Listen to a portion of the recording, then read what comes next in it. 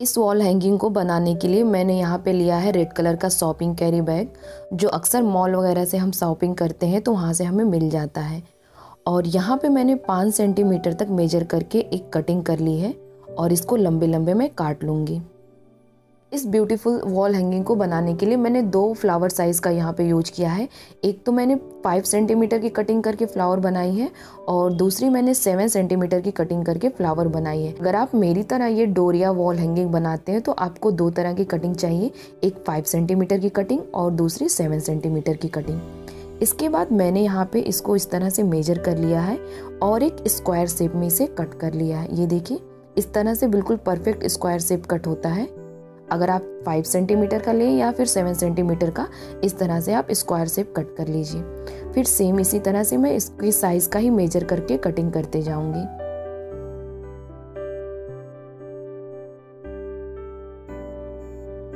अगर आप इस तरह से कटिंग करती हैं तो आपको बार बार मेजर करने की ज़रूरत नहीं पड़ेगी और बहुत ही कम समय में आप सारी कटिंग कर लेंगी।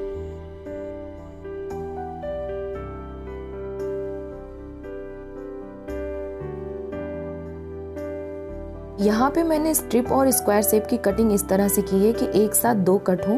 आप यहाँ पे देख सकते हैं, क्योंकि मैं एक साथ 2 फ्लावर बनाऊंगी जिससे वॉल हैंगिंग या डोर हैंगिंग को बनाने में आसानी होगी, क्योंकि मुझे सेम ही साइज के 2 फ्लावर मिल जाएंगे। इसके बाद आप जैसा वीडियो में देख रही हैं, इस तरह से इस स्क्वायर शेप को फोल्ड करना है 3 बार और करने के बाद इसको हल्का सा हार्ट शेप में कट कर देना है। ये देखिए, इस तरह से फिर हल्का सा इसको हार्ट शेप लेते हुए इसकी कटिंग कर देनी है। यहाँ पे मैं 2 फ्लावर एक साथ बना रही हूँ तो थोड़ा सा तो डिफ़िकल्टी होगी इस फ्लावर को बनाने के लिए, क्योंकि वो थोड़ा मोटा हो जाता है जो कैरी बैग होता है। बट इसी तरह से आप बनाइएगा ताकि एक ही साथ आपको 2 फ्लावर मिल जाए। ये देखिए, इस तरह से। और मेरे पास जितने भी स्क्वायर शेप पड़े हुए हैं उन सब की मैं इसी तरह से कटिंग करके फ्लावर को बना लूँगी।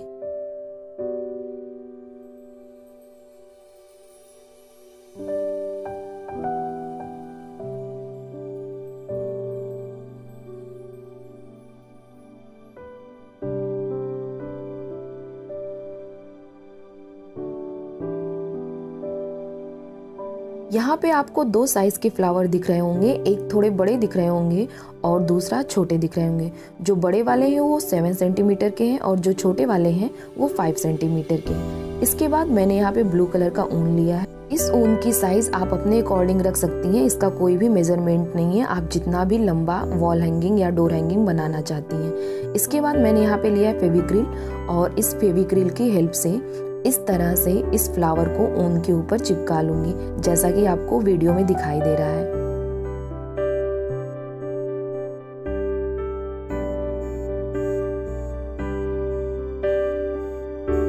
फ्लावर को चिपकाने के लिए आप बहुत ही थोड़ा सा फेविक्रिल यूज करिएगा, बहुत ज़्यादा फेविक्रिल यूज करने की ज़रूरत नहीं है। और बस थोड़ा थोड़ा ही लगाइएगा, ये आराम से एक दूसरे से फ्लावर चिपक जाएंगे। इसके बाद मैं फ्लावर को एक के ऊपर एक करके अच्छे से चिपका लूँगी। ये देखिए, इस तरह से। ये सेम साइज के हैं तो एक दूसरे के ऊपर अच्छे से आ जाएंगे और फिट भी हो जाएंगे।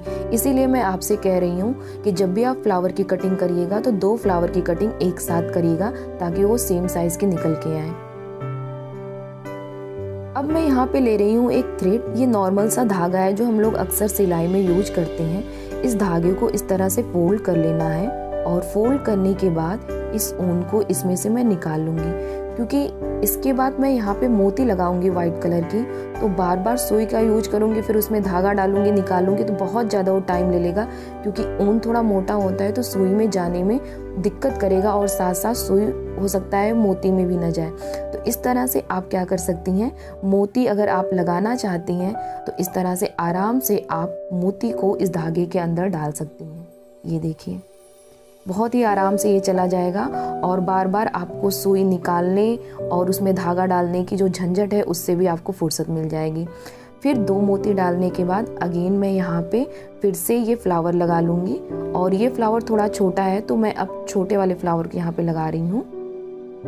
और आप सभी व्यूअर का दिल से धन्यवाद जिन्होंने हमारे चैनल को सब्सक्राइब किया है और जिन्होंने नहीं किया है, आप सभी को धन्यवाद किया। आप सबको हमारे क्राफ्ट पसंद आ रहे हैं और आप हमें अप्रिसिएट कर रहे हैं, हमसे जुड़ रहे हैं हमारे चैनल से, तो आप सभी लोगों को एक बार फिर से दिल से धन्यवाद। एक्चुअली जब आप अपने प्यारे प्यारे कमेंट से हमें अप्रिसिएट करते हो तो हमें भी खुशी होती है कि हमारे क्राफ्ट आपको पसंद आ रहे हैं और हम आपको कुछ सिखा पा रहे हैं, तो दिल में थोड़ी सी खुशी होती है। बस इसी तरह से ये फ्लावर इस ऊन के ऊपर अच्छे से लगा लेना है।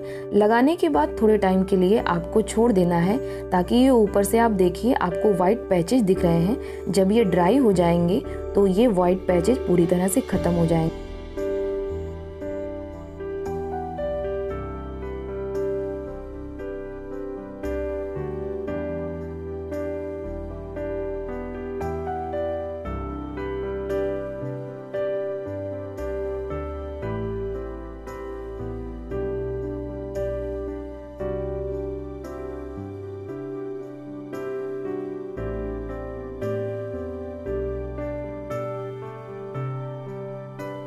यहाँ पे मैंने अलग अलग लड़ियाँ तैयार कर ली हैं। अब मैं इस फ्लावर के ऊपर स्टोन लगाऊंगी। अगर आपके पास वाइट स्टोन है या मोती है तो आप लगा सकती हैं, अगर नहीं है तो आप इस स्टेप को छोड़ दीजिएगा।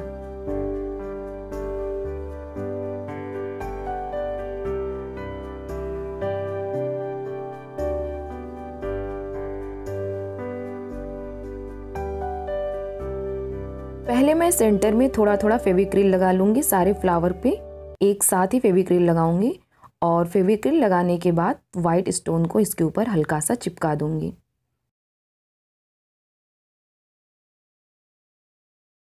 स्टोन या मोती को बहुत ही हल्के हाथों से आप प्रेस करिएगा। बहुत ज़्यादा प्रेस करेंगे तो जो फेविक्रिल है वो सारा बाहर निकल आएगा, तो इसलिए बस आप देख सकती हैं कि मैं उस पर रख रही हूँ और हल्का सा ही प्रेस कर रही हूँ। बस इतना ही आपको करना है।